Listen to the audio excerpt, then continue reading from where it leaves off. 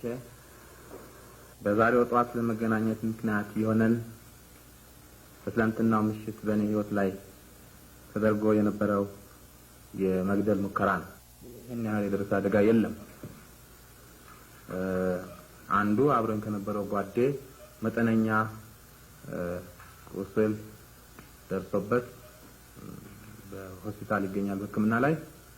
ሌላው እኔ አንድ በጣም የበረደች ጥይት በሙሃይቲ አካባቢ ገብታ ስለነበረ ያኔውኑ ሐኪሞች ወይም ደግሞ የሕክምና ባለሙያዎች ጥይቱን አውጥተውልኝ እንደምታዩት